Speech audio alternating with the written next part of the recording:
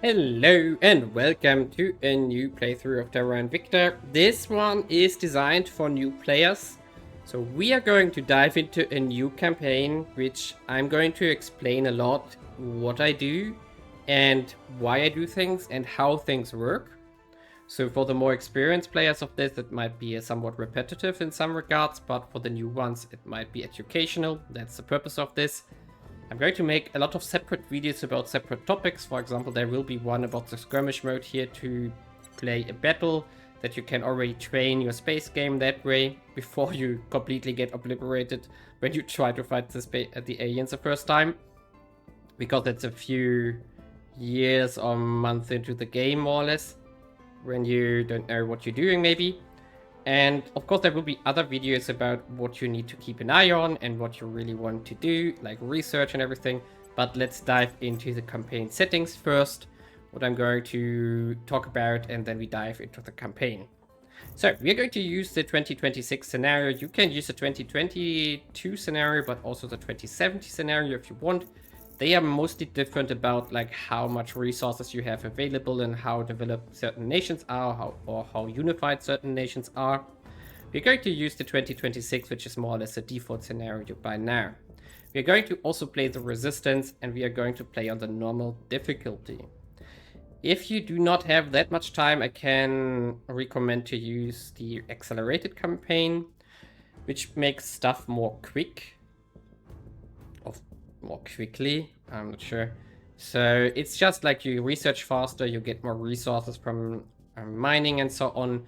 But we are going to use the standard setting, which is going to be a long campaign. You can also customize later on whatever you want to do here and then go from there. But we are going to just start the normal difficulty here and a normal long campaign here. And with the resistance, which is also the recommended starting faction. There are multiple other factions that you can pick from, which are pro-alien or very anti-alien or cooperative with the alien, depending what kind of game you want to have. Of course, the space game and the conquest of the solar system is only relevant if you play against the alien. If you are supporting the aliens to conquer the Earth, that's of course probably not going to be necessary to help them do that. But we are going to play the resistance, of course. We want to resist an alien invasion at all costs here. And now let's basically immediately jump in, because most of complexity is going to happen when the game is loaded in. And now let's enjoy the video. We remember the day the stars answered, the day we learned we were not alone. As a familiar sun rose on an unfamiliar universe, some of us saw wondrous possibility and others existential danger. The astronomers had insisted that the bright streak in the sky was no natural phenomenon. Most of us didn't really believe them until it burned through our atmosphere and crashed in a remote region, leaving only wreckage and uncertainty. In our ignorance, we fractured, taking refuge in our most primal emotions. Each of us saw what we wanted to see. Everyone loves heroes, depends on them, to save us from evil, lead us through darkness. Problem is, real heroes are always ignored. What no one understands is that being shot at is easy. The hard part is convincing someone they're drowning before it's too damn late.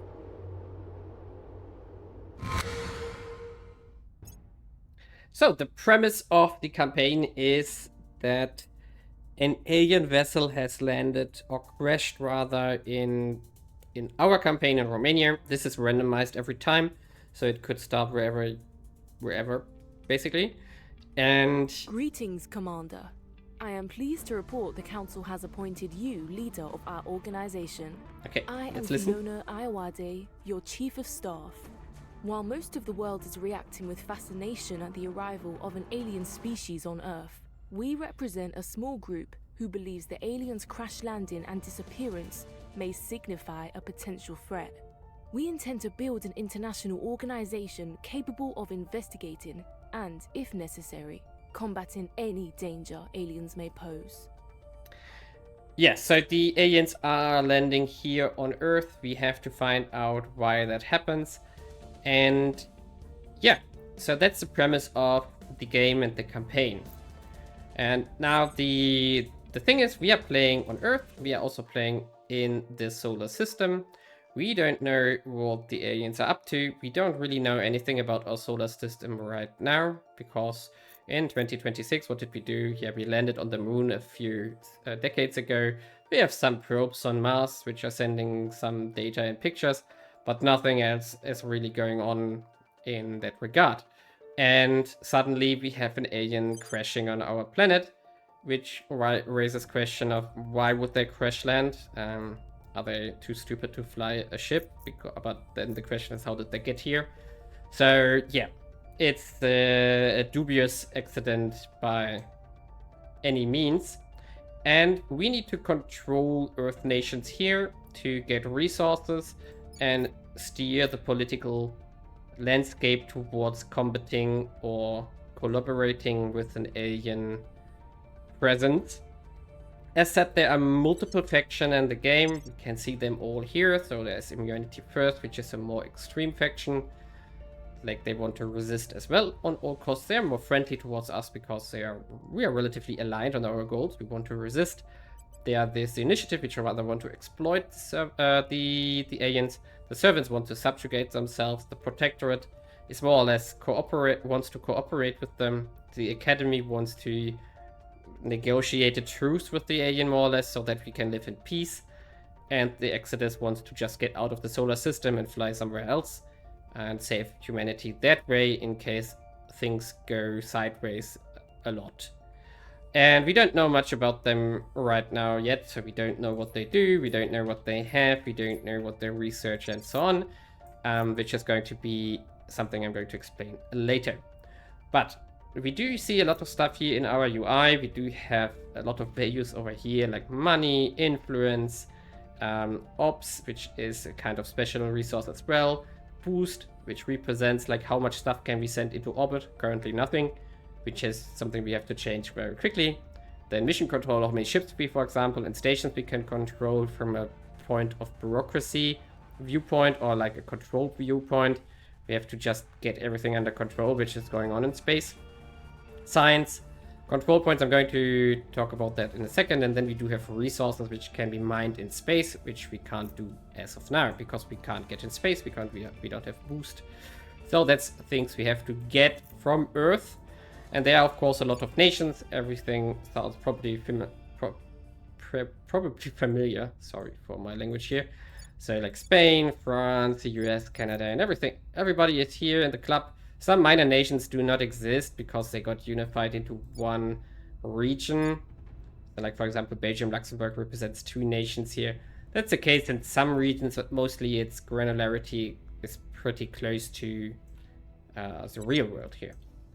And we have to engage stuff here on Earth, get the resources, and get into space. And that's more or less the setup of the campaign.